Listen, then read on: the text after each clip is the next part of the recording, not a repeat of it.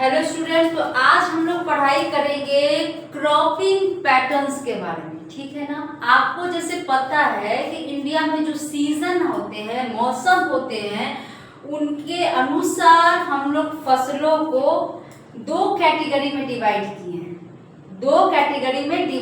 हैं। पहला जो कैटेगरी है वो है खरीफ क्रॉप और दूसरा जो कैटेगरी है वो है रबी क्रॉप। यानी कि कुछ फसलों को हम लोग खरीफ क्रॉप के अंदर रखते हैं और कुछ फसलों को हम लोग रबी क्रॉप के अंदर रखते हैं।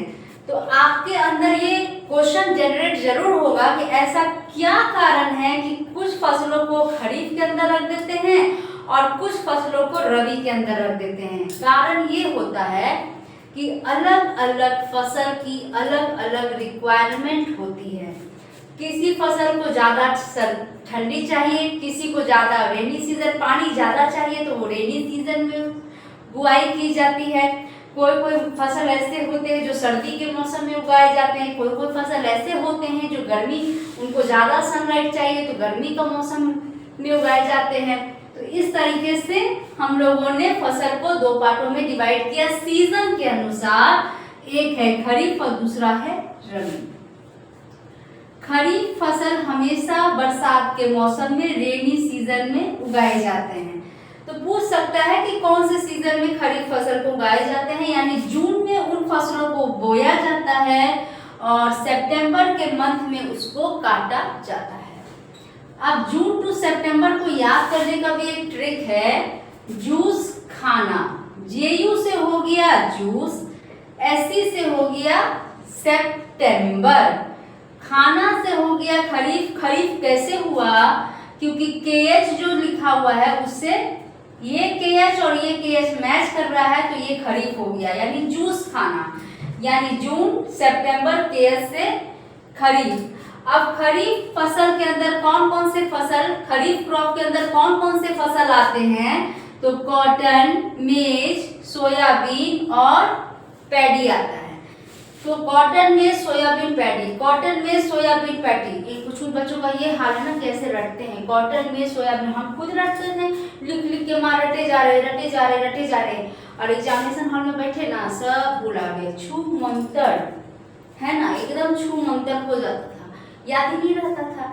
अच्छा, कोई ट्रिक भी नहीं था, बताता ही नहीं था कोई मास्टर ट्रिक। मास्टर को पता रहेगा तब ना बताएगा, मास्टर बताता ही नहीं था। उस टाइम इतना डेवलपमेंट नहीं हुआ था तो सारा याद करते थे, याद होता नहीं थे। भगवान से ही मनाते, भगवान नहीं है। पता है तुमको वो बात, वही क्वेश्चन आ जाता था, वही क्वेश्चन हूबहू आ जाता था एग्जाम में। आप सोचते थे मन में भगवान नहीं सुनता है, मास्टरवा तो सुनबे नहीं करता है, भगवान नहीं सुनता है। कभी मतलब लक साथ दे दिया तो हो सकता है नहीं आए, मगर मेरा तो छूटा, तुम लोग का नहीं छूटने देंगे। कैसे नहीं, देखो कोमा में सोया पड़ा। खरीफ क्रॉप जब भी आएगा तो याद रखना कोमा में सोया पड़ा। ठीक है ना, कोमा में सोया पड़ा। सीओ से कॉटन, सीओ मैच कर रहा है कॉटन।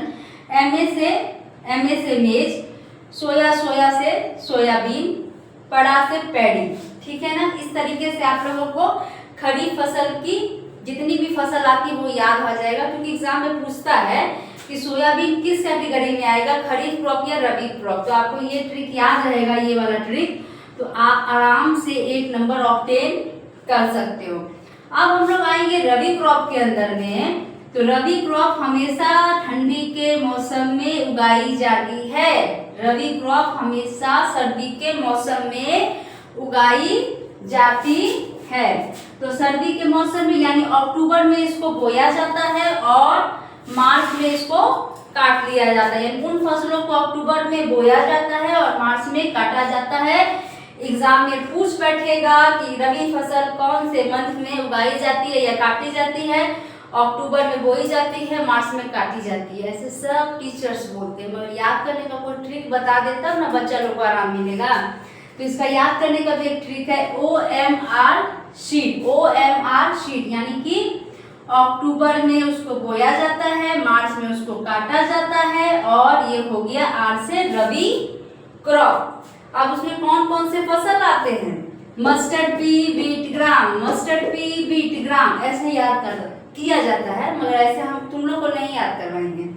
मूली पे गेहूं गिरा, मूली पे कौन गिर गया? गेहूं गिर गया।